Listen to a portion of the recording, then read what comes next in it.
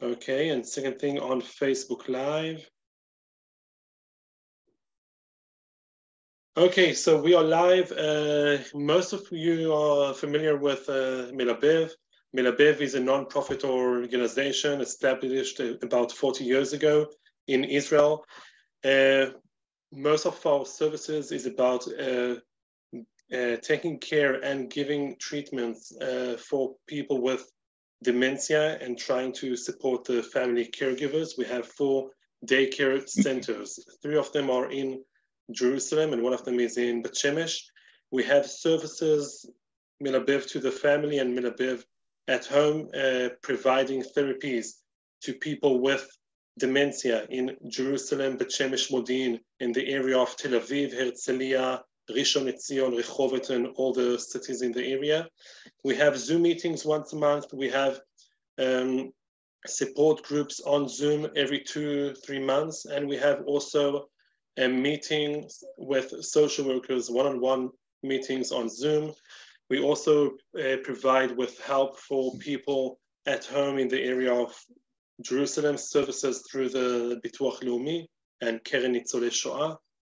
And we also have a part of Melabev is trying to reduce the loneliness of people. Every week we have volunteers from the age of 16 to 87, about 87, calling about 2,000 people in Israel, trying to reduce the loneliness of the person. If you want more information about Melabev, you can go into our internet site, melabev.org, or you can send me a WhatsApp or email. Most of you got a WhatsApp or an email from me in the past hour. Barbara, thank you for joining us. I'm here. I'm here. Yes, so we are with you now. So everything is on. If you want to write to Barbara in the chat, you can write in the chat. All the microphones are closed. And in about 50 minutes, we will open the microphones for people who want to ask Barbara some questions about the meeting. Okay. And can anybody see me? Yes. Yes, good, because I can't see me, so I'm glad to know you can. That's great. Terrific. Good evening, ladies and gentlemen. I'm delighted to be with you this evening. It's dementia. Let's take dementia out of the closet. The topic dementia is not a topic for lively dinner conversation. No one at cocktail parties with a glass of champagne in their hands will bring up the topic. It's verboten, it's forbidden. There was a time when cancer, the word cancer, was also off limits. It was perhaps euphemistically called the C word. People were so terrified of the subject that they acted as if discussing it might make them vulnerable. Certainly a person with this condition must be ashamed or embarrassed. Surely one would not discuss it in public. Eventually, organizations were formed and the conversation was brought forward.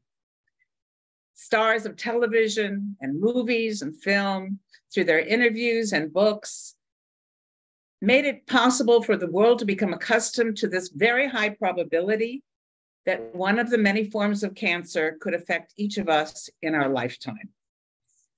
These changes opened up the public perception, their awareness of treatments, advancements, and in many cases, cures.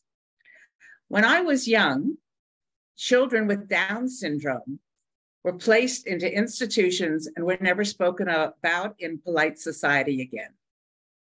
How humiliating it must be that a defective chromosome or gene could produce a human being with a learning disorder or speech or physical or cognition problems. Surely any child who's not perfect must be dismissed entirely. Today, we not only have opened up the conversation about these amazing individuals, but they are encouraged to lead full lives, and they're embraced not only by their families and friends, but by society as a whole. Special schools are created to accommodate all kinds of disabilities, Volunteers to wonderful organizations befriend them, and their world is now open for opportunities in employment. Many are so capable they're even on television or in movies. Dementia is the ugly duckling of conditions. The word itself creates fear. I was with somebody a couple of days ago who was sharing her fears with me, and when she saw that my website had the word dementia in it, she felt a chill go down her back. My goal is to change that perception for the families who are giving the care specifically, and for the public at large. The hardest part for each of us is coming to the understanding that the cognitive decline of our loved one is not likely to improve or even to remain status quo. Often, depending on its cause, slowly but surely, it may become more severe and more difficult to manage. There are certainly exceptions, some situations, but those exceptions are rare. There are more than 25 different diseases that cause an assault on the pathways of the brain. Some people say there are as many as 100. There are just as many explanations as to why a decline in cognition occurs. In my youth, the word was senility or hardening of the arteries. That was what was bantered about. Family members with this condition were often put into institutions or hidden from others. The fact is that dementia is unfortunately increasing at an incredibly fast rate worldwide.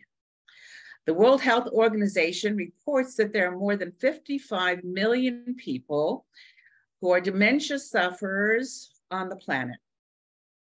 In 8 years, they project this number will increase to 78 million sufferers.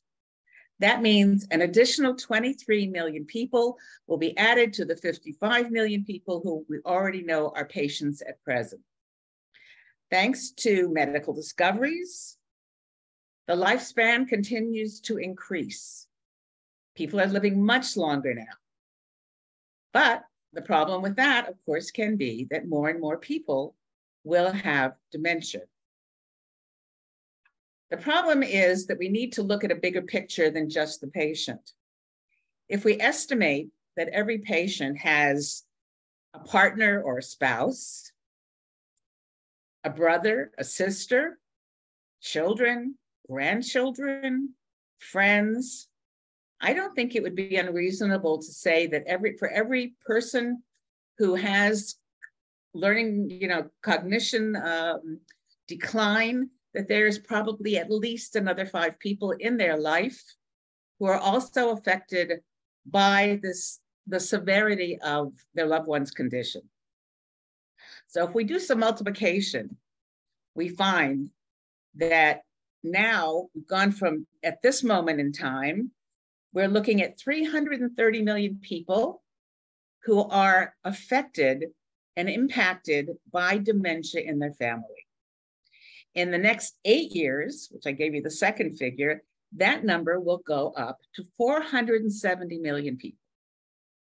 Another 20 years from now, we could see more than 1 billion, with a B, people affected by a loved one in their family or themselves having dementia. And this is a very, very serious situation. We owe it to ourselves and to our families and people that we don't even know to open up the understanding of this condition. By doing so, we will have communities, churches, synagogues, schools, governments, all paying more attention with more sensitivity and a deeper understanding that will result in the funding for many important things. There will be more services offered to those who are financially unable to withstand the burden of the care required. There will be more research and there will be more cures for different forms of dementia. Most of us are well aware, all too aware, that caring for a loved one with cognitive decline can be a very expensive ordeal. hiring of care aides, sometimes 24 hours, as I had with my husband, medical equipment, medicines, food supplements, prescriptions, paying others to give us a break so that we can actually go out for a walk and take a deep breath. This is a very expensive journey indeed. First and foremost, it's critical that we ourselves, everybody who's watching this with me today, that we are not embarrassed or ashamed because someone that we love has dementia.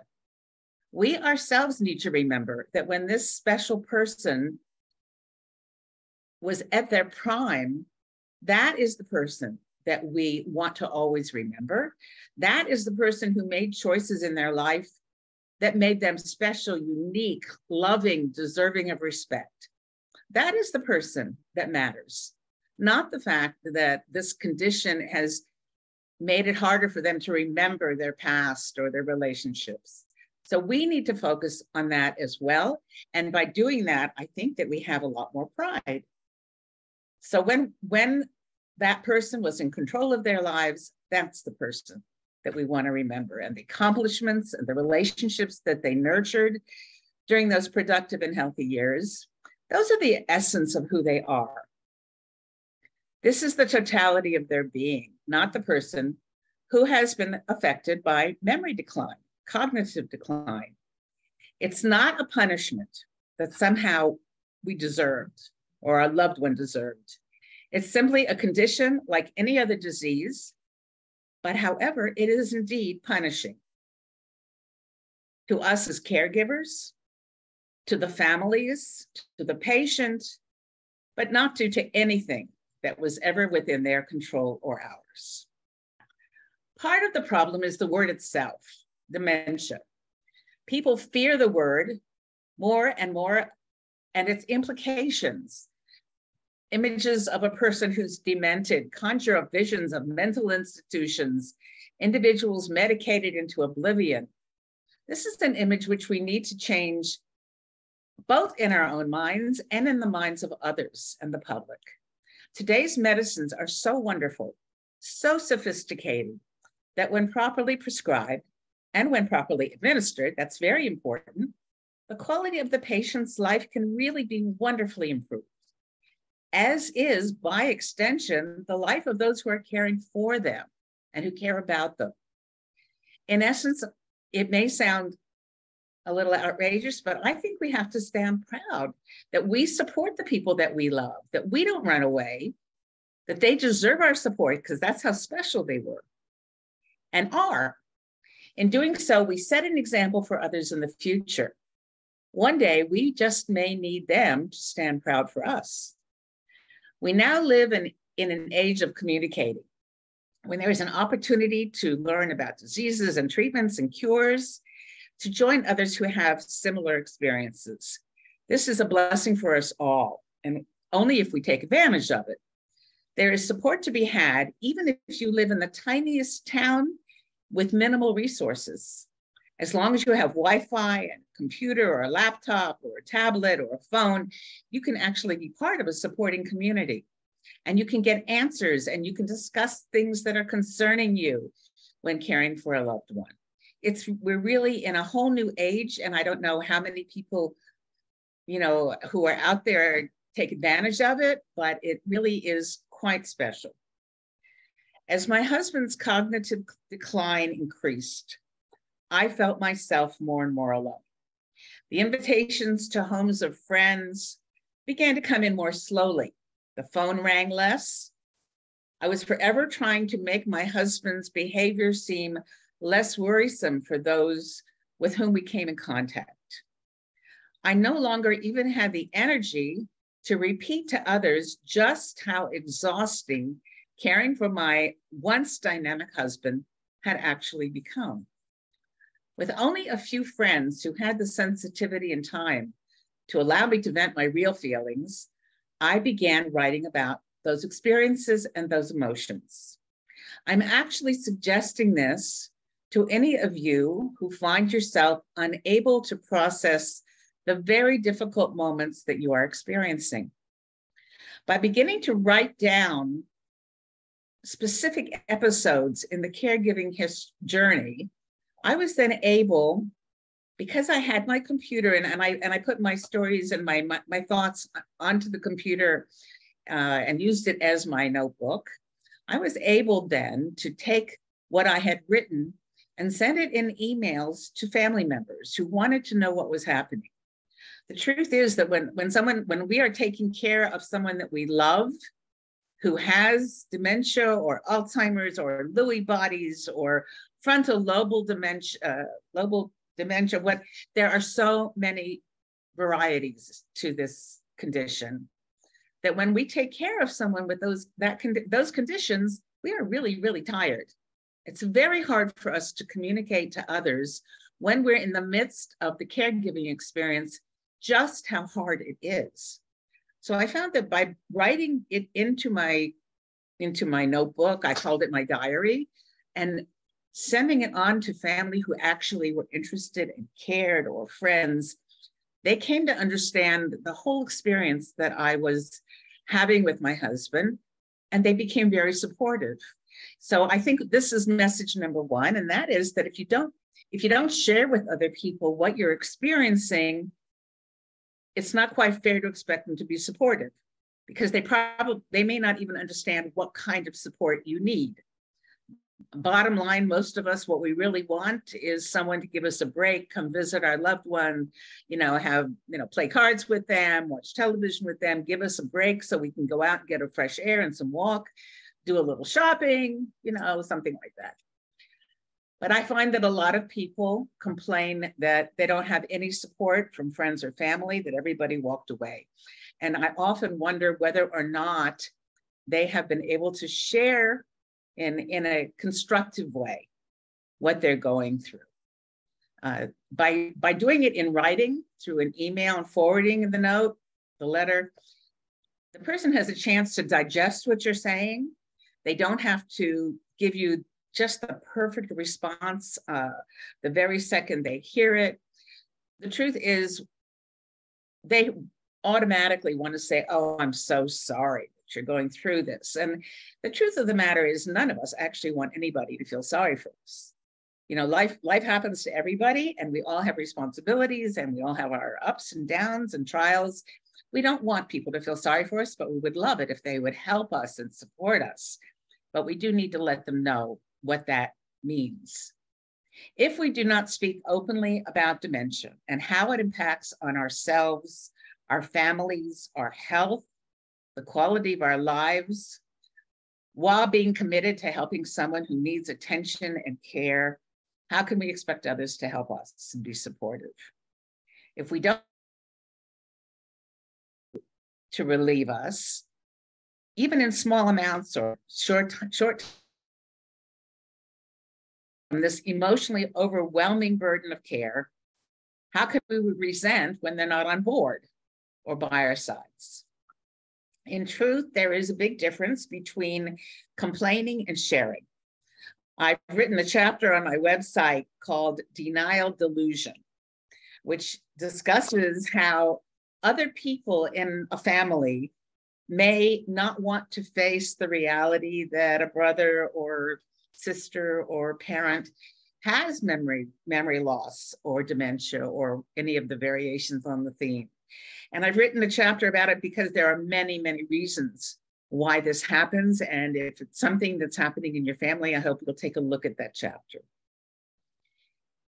This is what I consider facing dementia square on. Only by being open can we change the status quo. For the past 3 years, I have been writing chapters about caring for my husband. He had been on a 10-year journey of cognitive decline, which was diagnosed as vascular dementia. It has definitely been the 10 most difficult years of my life. So I know what many of you are going through. I've created, with the help of wonderful friends, a website called thedementiadiary.com. And if you would like to come to it, it is free. It is open for anyone and everyone.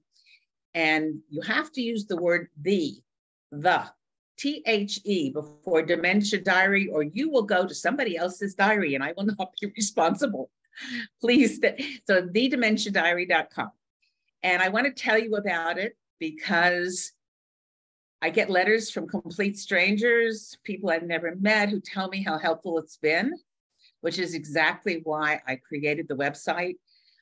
Very important for me, I guess, to know that the journey that I have just completed with my husband had a greater purpose than just the difficult moments. I'm really hoping that it will help others on their journey to make it a little bit easier to understand what is happening, and sometimes to be able to step back and look at the situation with a little bit of objectivity. We tend to sink under the stress and under the responsibilities, and I actually find humor to write about, and my sense of humor may be a little bit weird, but I think I can make you smile. So if you need a good smile, I would like you to come and read some of the chapters.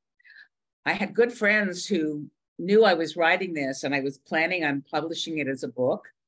And they told me that I mustn't wait to publish it as a book, but to make it available for people. And I decided that they were right.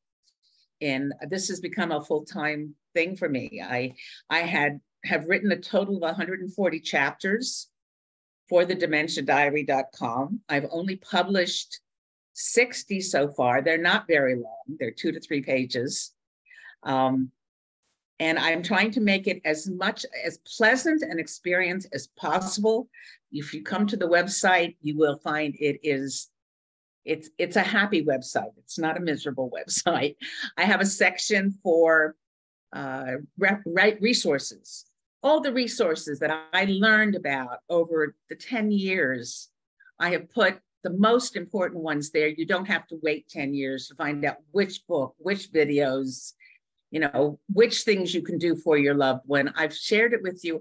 I hope that you'll look at the resource section and you will take advantage of it. The chapters have very cute names, and each of them is available for you to look at. I realized it wasn't so easy to know what was going to be in a chapter, so I created an index. And the index has topics.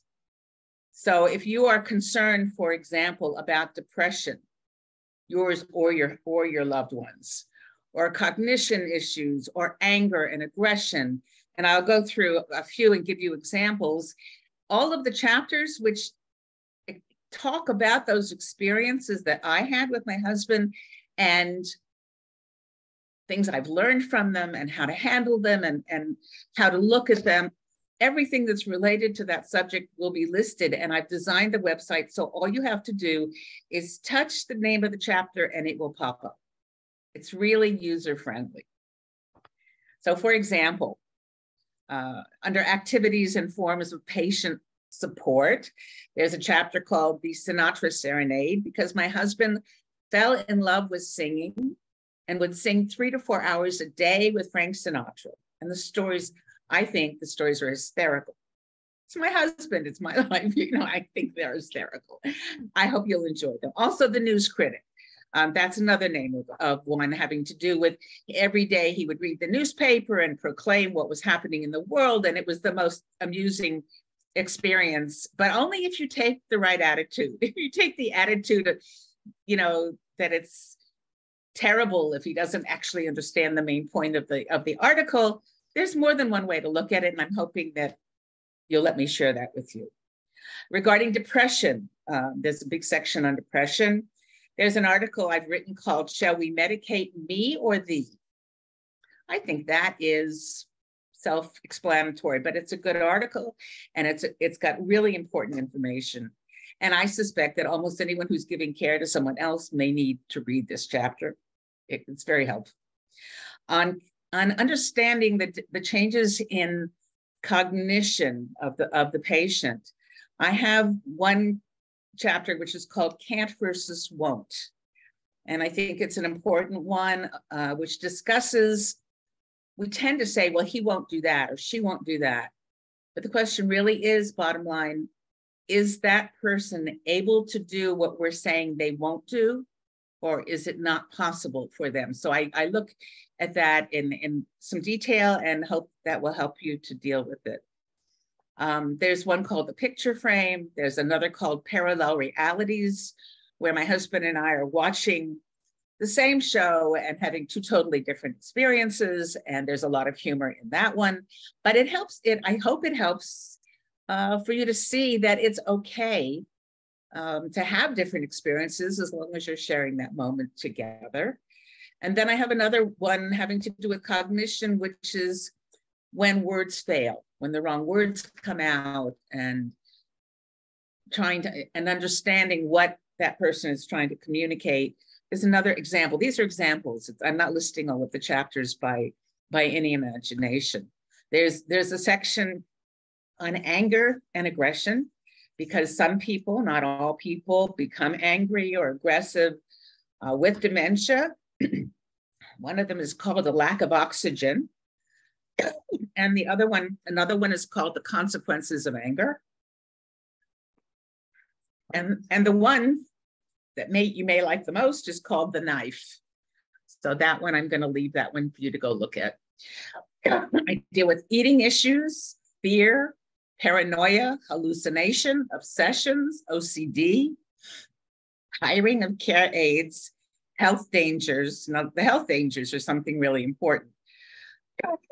Forgive me. I have one called the dreaded UTI, which is urinary tract infection. I have another one called surviving Heimlich, because I actually saved my husband's life 5 times with the Heimlich maneuver. It's a pretty important chapter. I have a group of articles about hospital dangers. Hospitals are not always the best place for dementia patients. And this is something that each family has to be aware of and needs to consider before they rush to a hospital with someone who has memory issues or can't follow instructions. I have one chapter called A Little Dot Can Kill You, and another chapter, To ER or Not to ER. I think those are really important. They're not whimsical, but they're important. I have chapters about marital changes. One is called The Foolish Woman, and another, The Detective, and another, The Lie-In. And with medications, I have one called Pills, Pills, Pills, and another called The Cocktail. All of these are based on experiences, and each of them tells a vignette, a story, and I hope that they will be helpful. I have 2 particular chapters where I wrote about the self-care of the caregiver, because caregivers tend to ignore their own needs because they're so busy taking care of their loved one's needs. One of them has to do with panic attacks, which I didn't understand what I was having. So there's a chapter called My Own Guantanamo Bay. And the other one is called, A Lack of Oxygen. That was another one. So I have chapters that have to do with doctors. And my favorite of them is called Beware of Ologists. It's a word I made up. Don't look it up in the dictionary. It's not there. An ologist is, a dermatologist, a gerontologist, a hematologist, a cardiologist, the list goes on and on and on. And why do I say beware of them? Because each of them has this narrow vision, and we are dealing with a complicated person with complicated issues. So I give a lot of examples and stories, and I hope that you'll find it supportive and helpful. There's another one called Dental Drama, going to the dentist and not getting exactly what you anticipated, and another called Trial and Error. These all have to do with medical issues. And then there are chapters about social behavior and problems there. And it goes on and on. Stresses of being a spouse or a caregiver, one of which is called To Be or Not to Be. And another one you'll see really cute pictures, which I spend a lot of time selecting. And there's one of a brain, a multicolored brain, very cute. And it's called A Gourmet Treat. So I hope that will tempt you to take a look. But I hope that each of the chapters will be meaningful for you. Obviously, there's no charge to any of it. I just want to share what I've learned and let you know, number one, that you're not alone, and that this is a journey for many, many millions of people that we are all embarked upon. I have designed the index so that the chapters and the titles look interesting. You can click on them and the chapter will appear immediately if you go to the index.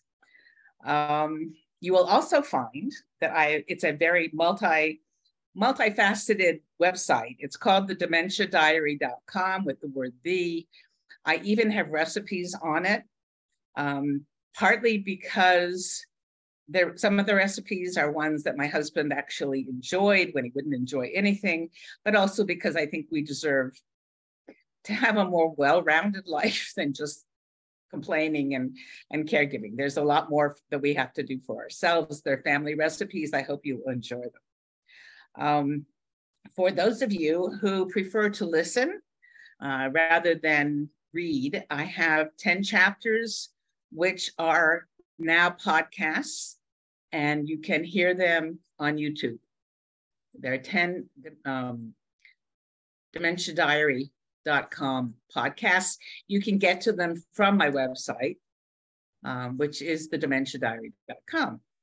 So for those of you who are listening and who are actually in Israel, I know a lot of you are not in Israel, you are invited to come on Tuesdays to Tuesday Coffee with Barbara at the Talpiot branch of Melabev on Derech Beit Lechem. We begin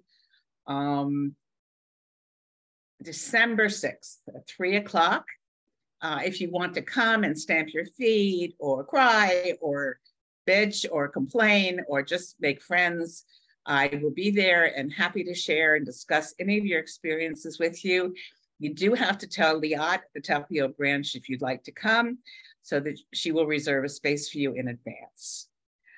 Please feel free, if you look at the website, to copy and share anything you want. I'm not worried about any of that.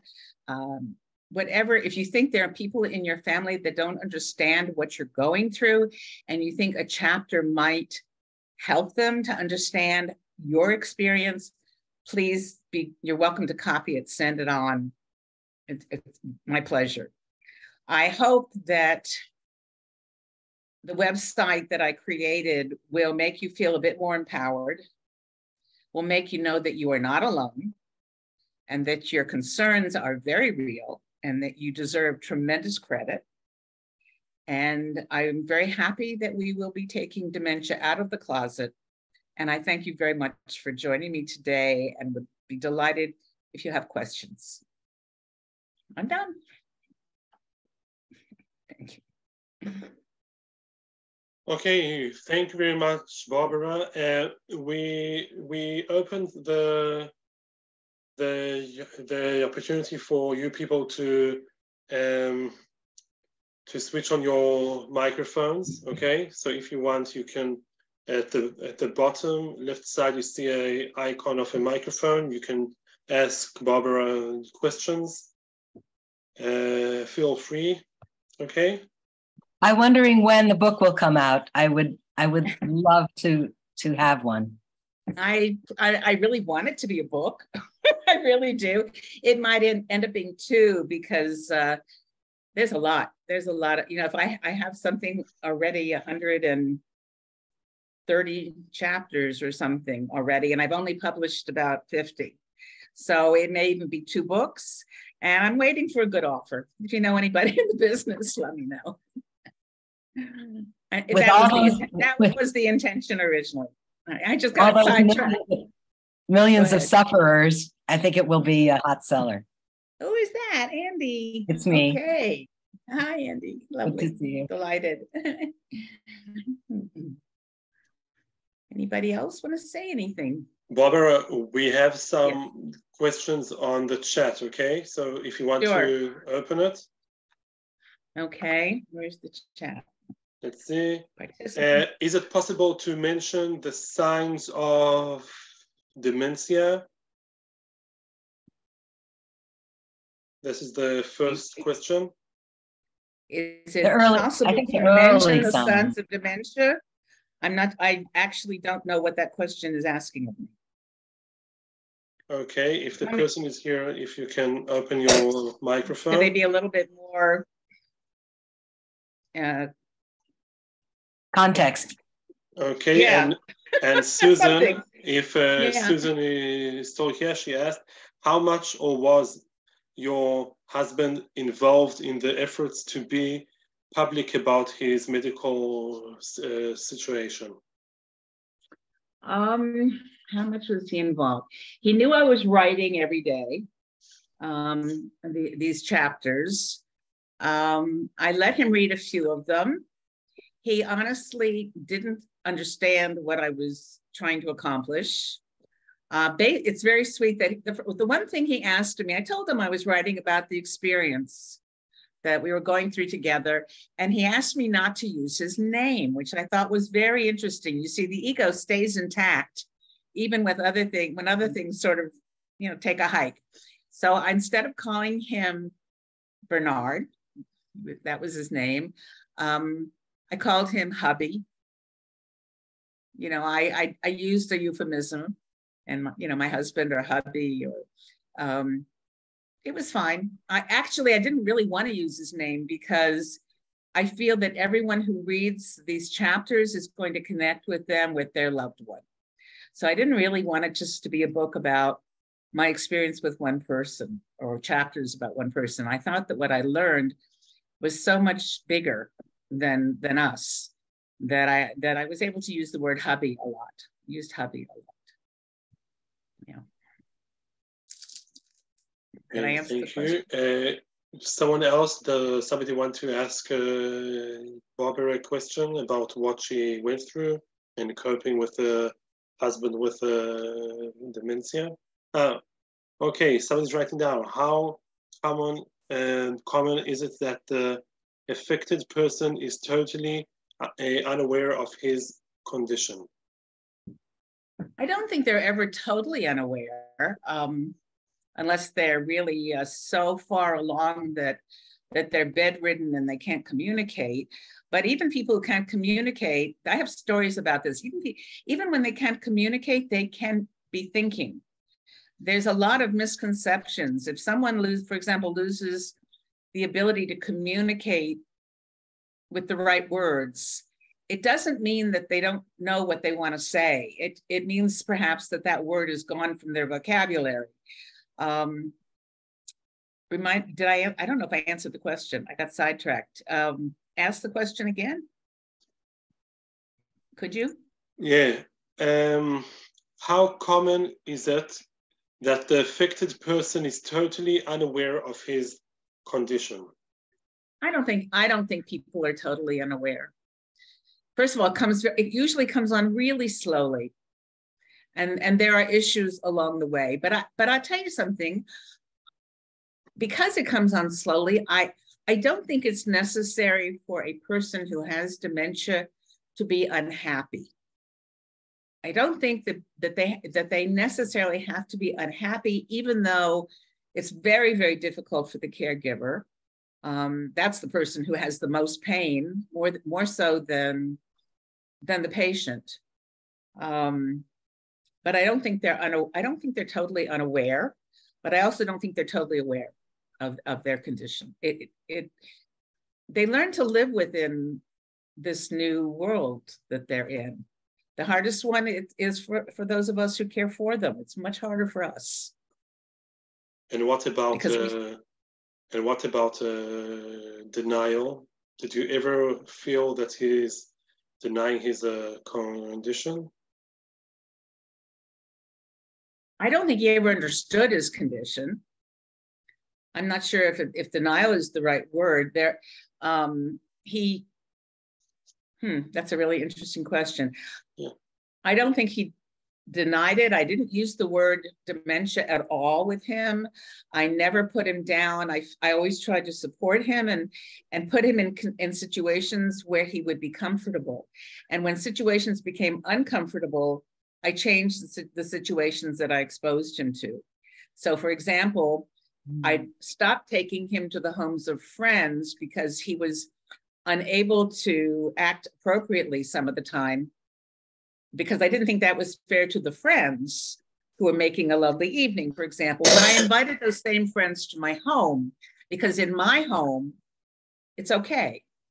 In my home, if something inappropriate or uncomfortable happens, it's my husband, and okay, they're my friends. So I felt, if I don't know if this is a good example, I hope it is. I felt that bringing people to my house for dinner or for a party was okay.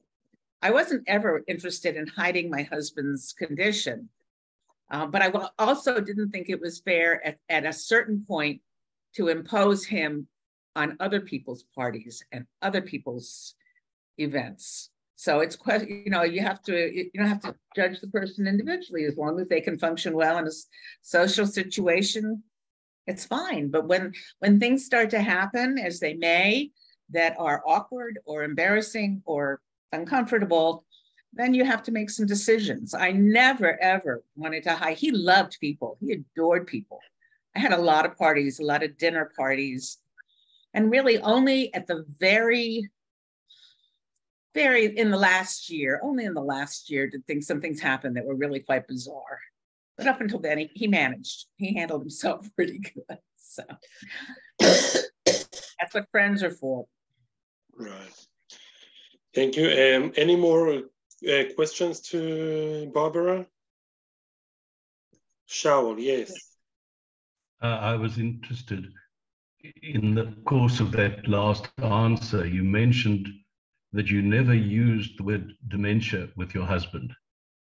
You mentioned at your start of your lecture that it's quite a loaded term for many people. Right, right. And were you concerned that he would be afraid of the condition? What was the reason that you didn't mention the word dementia? Because in our society, words sometimes just take on such a negative connotation.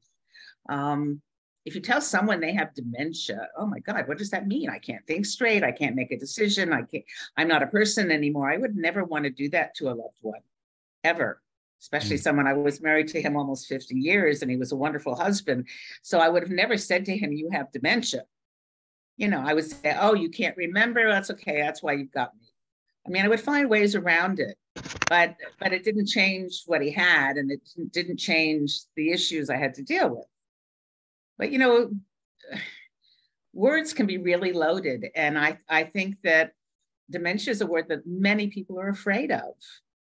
And there's so many variations on it, and there's so many different levels of it. And some people function so much better than others, and some people are more sociable than others. And it's not a one shoe fits all, you know. And my husband was very outgoing, and he loved people, adored them. So I'm not going to, I certainly would not want to put him down in any way. And he started going to Melabev 6 years ago. And he was in the highest functioning group when he started, and not at the end. He loved all the things that they offered. He loved the therapy sessions and the psychodrama. And I don't know, he was a ball of fire in the beginning, and they adored him. No, it took its toll. No, I just was asking specifically on that term dementia, but therefore you used other terms just to describe the condition. You just didn't want to like when I'm talking to him, I would, if I'm talking to him, I don't say you have dementia. I say, your memory's not working that great, or, there's lots of euphemisms for someone not being able to remember something. Because when we started on this road, it was interesting that my wife was actually asking professionals, is this the onset of dementia? Is this Alzheimer's? Okay. That's what she actually was fearing. And she was actually upset when they wouldn't give her a clear answer one way or the other. And the doctor that she loved the most was the one who said... She asked, and she was an intelligent woman. And my husband never asked. So I was just lucky. The truth of the matter is, even if they ask, they will forget the answer later. But it's also going to upset them when you answer them, because your wife, I don't know where everybody went. Your wife was bright enough to ask intelligent questions, and she would also be bright enough to fear the answers. Yeah. I lost what I the was picture. just interested is that specific point. The other issue really is in the medical profession. Somebody explained it to me that the younger doctors, especially those that are American trained, are actually very cautious to use anything which might be construed as a diagnosis of a condition, fearing that they might be found out to be wrong, and they've got various insurance and other issues, whereas most of the older doctors didn't use it out of concern for the patient's condition. And of course, the doctor that my wife loved the most was the one who told her that early onset dementia for people who don't have it in the family is so rare that you don't even have to consider it. There's obviously other issues which we'll find for this. And she loved that diagnosis. Of course she loved it. And, you know, I don't really think it matters. Number one, we want them to be happy. We don't want them to be very upset. And, you know, each person has to fend for the benefit of their loved one and decide what's right for them. There's so many different permutations. There's so many different personalities. There are people that want to know. There are people that don't want to know.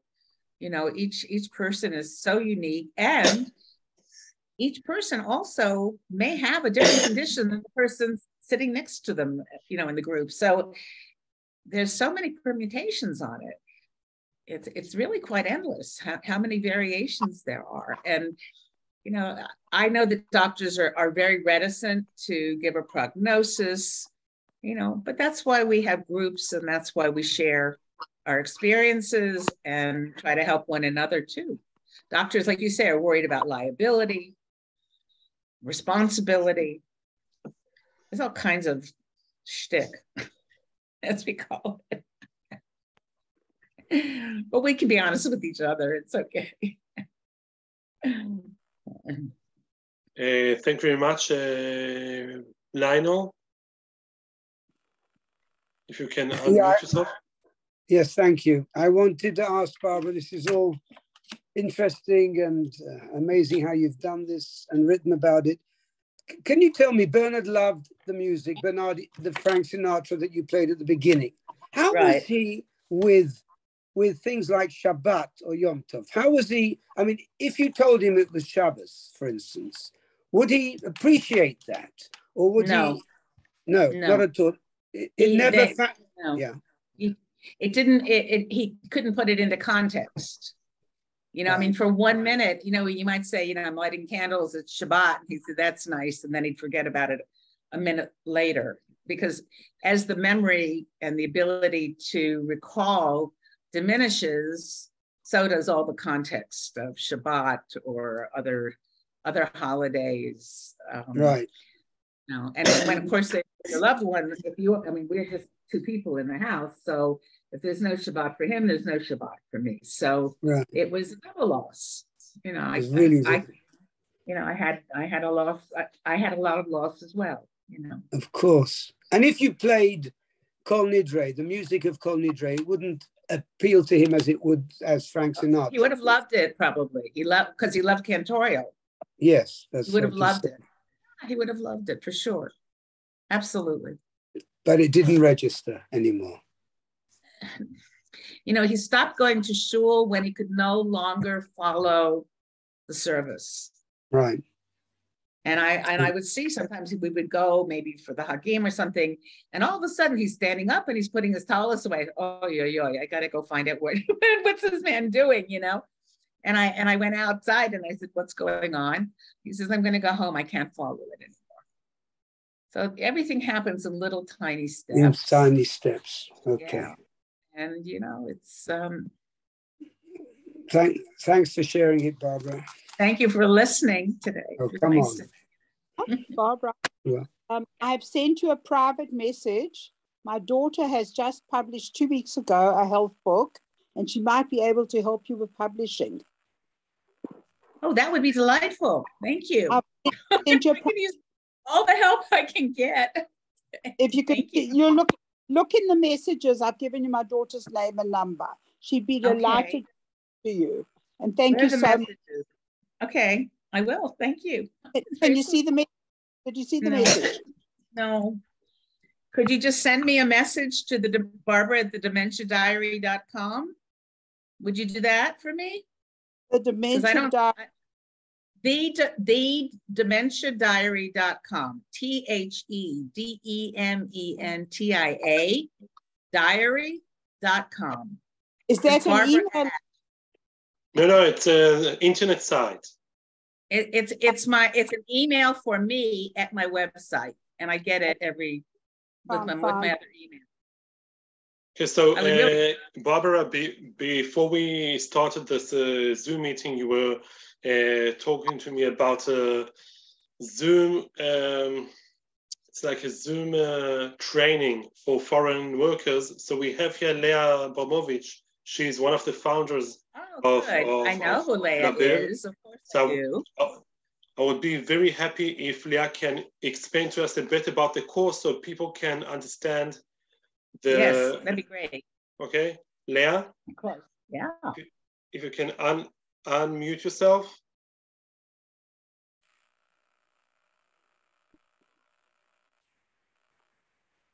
Oh. There you go, okay. We have just started a third course in English, and this time by Zoom.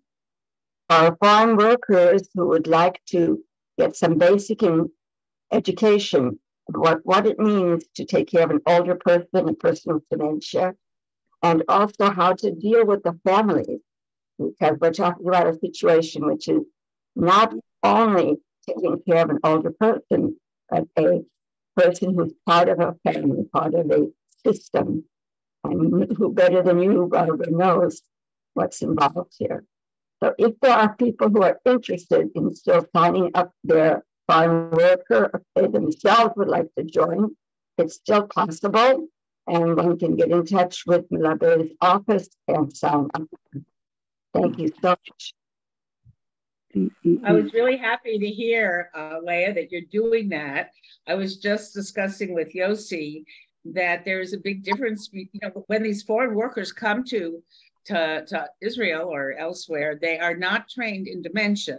They're trained in the elderly, but taking care of someone who is elderly and has dementia has all different issues and things that need to be discussed. And I've actually had girls come maybe as substitutes for my full-time carer when she was off, and they left here in tears because they'd never dealt with dementia.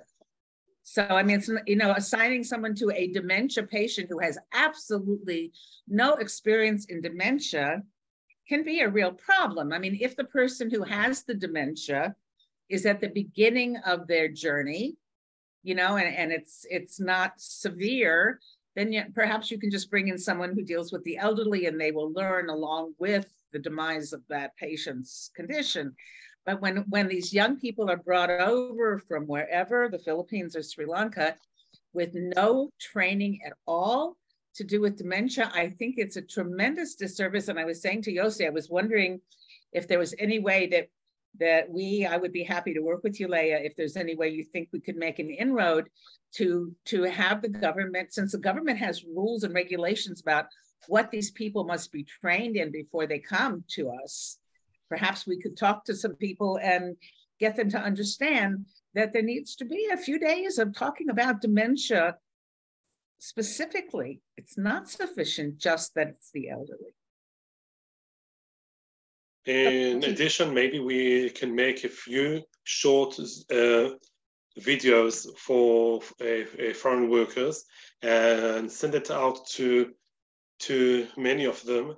And people who want to join the course, like Leah does, like IMDA, the other NGO in Israel, maybe people can join it. It's very important for people to get the information and skills and understand what they are dealing with. And these foreign workers, they come with English as their primary language. They certainly don't have any Hebrew when they come, which I also don't understand why they don't have a crash course and, you know, a few important, you know, bits of Hebrew that they could actually talk to people who don't speak English. But that's another issue. But, you know, really, Leah, what you have on offer, you know, needs to be offered to certainly everyone at Melabev to invite their Metapellet to join you. They need to all know about it. Right. Everybody, every family. A quick endorsement as well. I sent our caregiver who arrived just at the time that Leah launched the first of these programs. And I regard that as probably the best investment that I made, because we had previously had a caregiver. I mean, this lady is obviously herself a very wonderful person, but having access to resources and the background gave her a complete new edge. And also, I think she felt that we were investing in her right from the start, and therefore she saw that we were expecting a lot from her, but we were also prepared to give to her to assist her in the task. It was a very worthwhile investment, Leah. Thank you. It's important. I think it's really valuable, really important, because you know, those young men and women, they spend 24/7 with their loved ones, and the more tools we can give them, the better our lives are, and the better our loved one's life is. Right. How would we access Leah's? Is it a podcast? Is it what is it, and how would we access it? No, it's a course on Zoom. They are meeting now. They started yesterday. They are having a 10-week of course once a week on Mondays, 8 meetings on Zoom and 2 meetings in the Talpiot Day Center of Melabev. Okay, so Andy is asking, how can someone who's not in the area connect with those Zoom events? So you can send me your details, and I will send it over to Leah, and Leah can call you tomorrow or Thursday and give you some more information about it. What's your email? Give her your email. Yeah. Yossi, YOSSI. I will write it down here as well. YOSSI at Melabev, MELABEV.org. See, this is another example. This is of how Leah. This is another wonderful example of how your efforts can balloon. You know, once people know about the classes and when they're offered and how to access them, you could be dealing with hundreds of people instead of the number that have only signed up so far. Right. And that would be great. I mean, in Israel alone, I don't know. I know we have 24,000 illegal caregivers. How many do we have that are legal? Anybody know? No. No. Could be 100,000 altogether. I don't know. We have a lot of people who could benefit if their employers knew that it was available.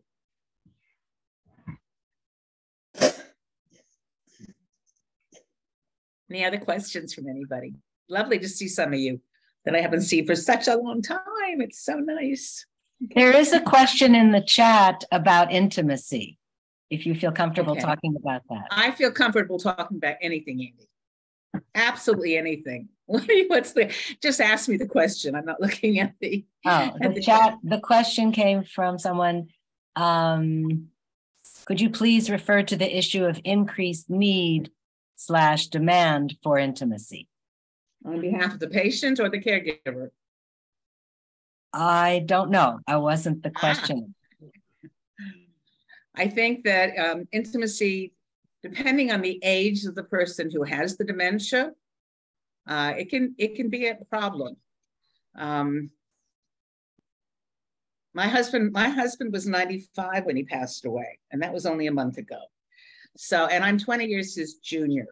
And he, until the day before or a week before he passed, he was his libido was functioning, you know, like an 18-year-old. I'm here doing all the work and trying to create order out of chaos. And then my husband wants to be romantic. I'm sorry, I wasn't interested. What can I tell you? Discussing stuff. He just didn't understand why I wasn't just all fired up. Well, he was 95 and I was 75, whatever. Intimacy is a problem, I think, because you're no longer. There's a point at which it's fine. Up to a certain point, I don't think there's a problem. But at some point, there can be lots of issues with intimacy, lots of them. It's very hard on everybody. It's hard if you aren't intimate. It's hard if you are intimate and you aren't having the kind of experiences that are pleasant or, satisfying for anybody. That's complicated stuff. This is a whole Zoom all by itself. It would be a good chapter or two, probably. Also, I don't think I actually write about that. I think that I didn't write about it out of respect for my husband. I think at some point you have to have a few limits. I kind of decided that. Bathroom issues and sex probably weren't necessary for my book. There are some limits, that we can all draw a line around. But I did talk a lot about the insecurity of someone who has dementia when they know that their spouse is vital and they're terrified that you're going to have a relationship with somebody else and they're going to lose you. That is a very real issue with many couples. My husband was jealous every time I went to the grocery store. And I have a chapter where I say he thought I was having an affair between the parsnips and the cabbage. I don't know when he thought I had time for any of that. And he was very nervous when I went out and he was very suspicious of everybody. And the chapter that's called The Knife is specifically about his Michigan, okay? So there's a lot of that. I mean, they are, first of all, dementia patients can be very paranoid. They're very suspicious. They're not trusting. They're frightened because they're really dependent on us. They really need us for everything. And if we walk out the house and have an affair or go off to somebody else, they are terrified what would happen to them. So they are vulnerable in a lot of different ways. It's not just about, it's about all levels of intimacy. And when somebody has serious decline, the relationship changes massively. The person you adored is a different person than the person you're taking care of. Not their fault. So these are very real issues that I think people do need to communicate about, for sure. And the power relationship changes too. Who's in control? So I married a man 20 years older than me, who always knew more than me because he was 20 years older than me. Okay? I mean, by definition, he was right and I was wrong most of the time. He was 45, I was 25, okay? But then, of course, here we are 50 years later. He died 1 week before our 50th anniversary, or 1 month before our 50th anniversary. All of a sudden, I'm in charge of everything. I'm making all the decisions. He has really no vote. Plus, he didn't even care about having a vote. But the whole dynamic changes. Everything about the relationship changes. And if you love someone and they've been a good mate and you've adored them, and they've adored you and they've been good to you, then you are there, the whole time. The people I feel sorry for are people who did not have good marriages and end up in the caregiving role. That is extremely difficult. I give a lot of advice on the different Facebook groups. I don't know how many of you have ever gone to any of them, but there are Facebook groups. First, you have to belong to Facebook, but then there are groups that deal with dementia. And there are at least 10 of them. And they're really I think they're very positive. You can go to a group and you can put there a problem you're having at home. You're fairly anonymous. Nobody in the group knows who you are. And people will give you their opinions or how to deal with it or what their experiences were. So when I say there's a lot of support out there, there is a lot of support out there. These are very real issues, for sure. Thank you very much for sharing. If somebody wants to ask something, wants to ask Barbara something. Okay, thank you very much all for joining. Thank you, Barbara. Thank you, Ganit, who works thank you all for joining together with me at Melabev. Thank you. Have a good evening. Thank you, Barbara. And have a good evening. If Wonderful. somebody wants the recording of the meeting in about an hour or an hour and a half, it will be on YouTube. Look for Melabev's channel on YouTube, and we have all the recordings there. Excellent. Have a good night. Thank you. You too. Good night, everyone.